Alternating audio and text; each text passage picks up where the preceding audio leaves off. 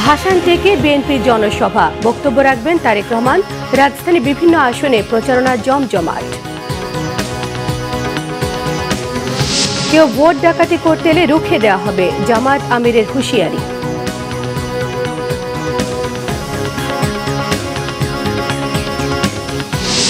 সরস্বতী পূজা উদযাপন, শিক্ষা দেবীর আরাধনা করলেন সনাতন ধর্মাবলম্বীরা।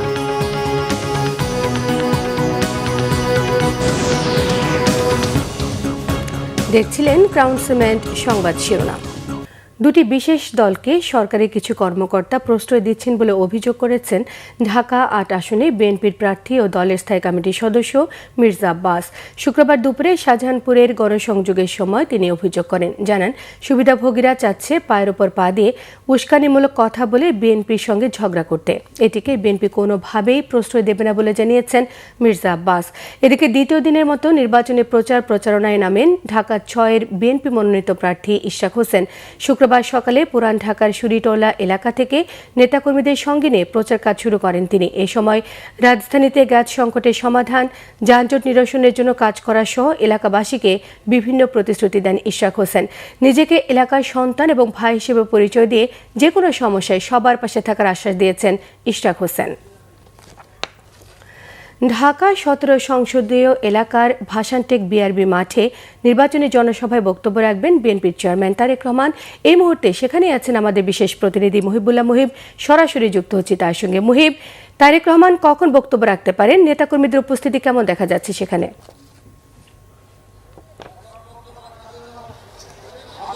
সোমা, ঢাকা ১৭ আসন থেকে নির্বাচন করছেন বিএনপি চেয়ারম্যান তারেক রহমান। এটি ইতিমধ্যেই আপনারা জেনেছেন এবং এই ঢাকা ১৭ আসনের প্রথম গণসংযোগ এবং জনসভা হচ্ছে ভাসানটেকের এই বিআরবি মাঠে। ইতিমধ্যেই তার এই আগমনের কথা শুনে এই মাঠ পুরোপুরি কানায় কানায় পূর্ণ হয়ে গেছে। নেতাকর্মীদের মুহুর্মুহু স্লোগানে প্রকম্পিত হয়ে হচ্ছে আকাশ বাতাস।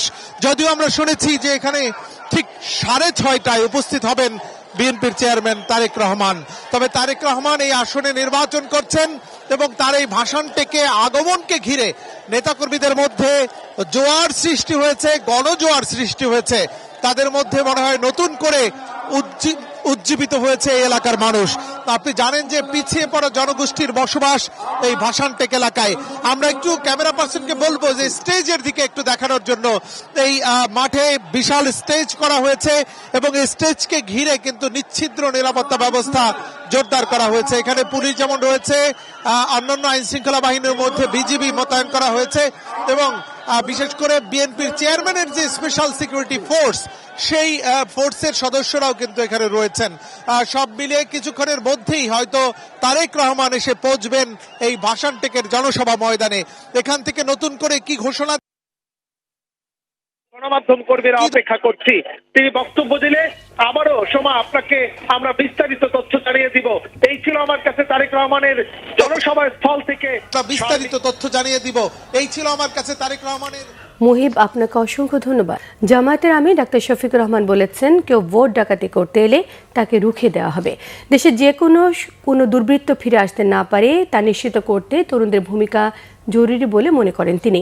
পঞ্চগড় চিনিকল মাঠে 10 দলীয় নির্বাচনে ঐক্য আয়োজিত জনসভায় যোগ দিয়ে তিনি এসব কথা বলেন। তিনি বলেন, বাংলাদেশ সৃষ্টির পর থেকে পরিকল্পিতভাবে উত্তরবঙ্গকে পিছিয়ে রাখা হয়েছে।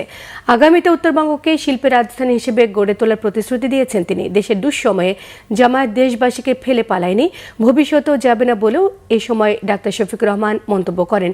জনসভায় এনসিপির উত্তরাঞ্চলে মুখ্য সমন্বয়ক সার্জিস আলম বলেছেন, নির্বাচনের আগে যারা জনদরদি হয়ে ওঠেন এবং নির্বাচনের পর যাদের খুঁজে পাওয়া যায় না তাদেরকে বয়কট করতে হবে।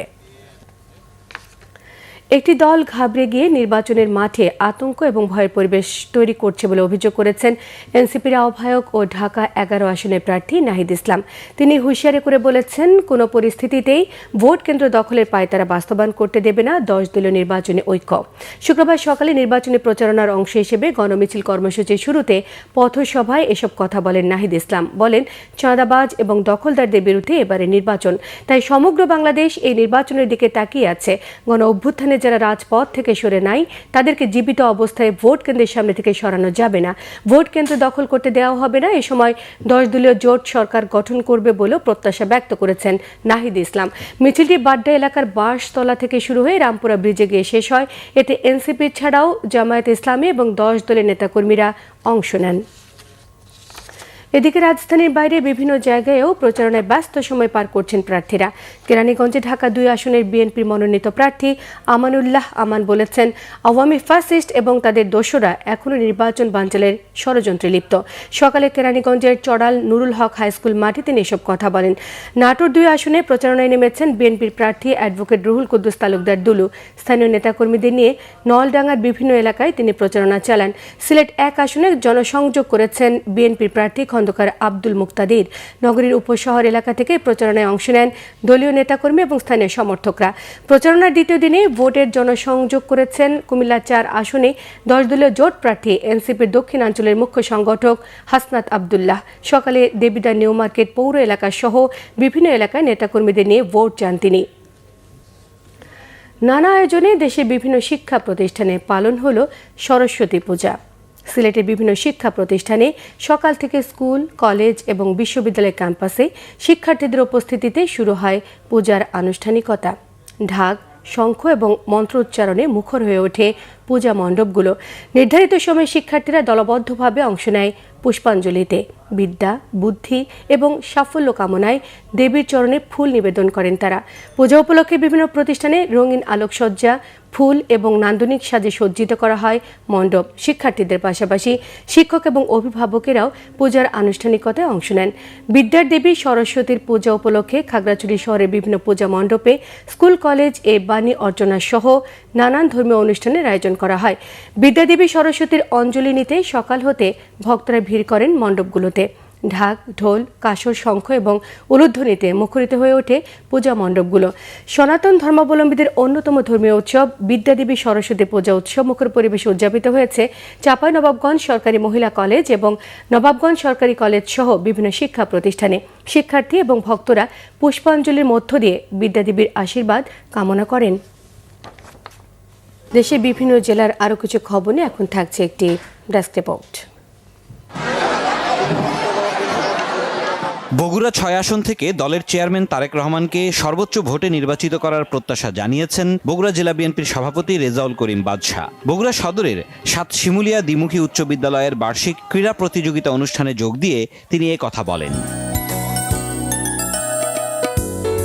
ফরিদপুরের ভাঙ্গায় hope and health gen Z carnival অনুষ্ঠিত হয়েছে। স্থানীয় একটি পার্কে আয়োজিত এ অনুষ্ঠানে ফরিদপুর 4 আসনের বিএনপি প্রার্থী শহীদুল ইসলাম বাবুল উপস্থিত ছিলেন।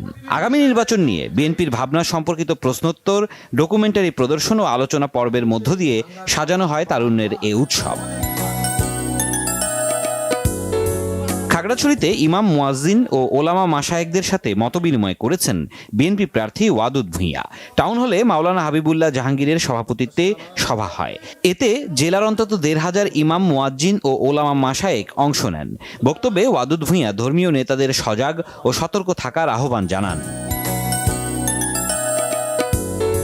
বিদ্যুৎ ও জ্বালানি মহাপরিকল্পনা 2025 স্থগিত ও সম্পূর্ণ বাতিলের দাবিতে প্রতিবাদ সমাবেশ করেছে ময়মনসিংহের বিভিন্ন নাগরিক সমাজ। দুপুরে নগরীর জয়নুল আবেদিন পার্কে বাংলাদেশের প্রতিবেশ ও উন্নয়ন কর্মজোটের উদ্যোগে এবং অন্নচিত্র ফাউন্ডেশন, প্রতিবেশ ও উন্নয়ন ফোরাম ও উপকূলীয় জীবনযাত্রা ও পরিবেশ কর্মজোটের আয়োজনে মানববন্ধন হয়। আমাদের ভলান্টিয়ারদের বললে তো সিরাজুম মনির শুভ, বাংলা ভিশন, নিউজ ডেস্ক। এই ছিল এখনকার মতো। পরের সংবাদ সন্ধ্যে 7:30টায় দেখার আমন্ত্রণ রইল। সঙ্গে থাকায় সবাইকে ধন্যবাদ।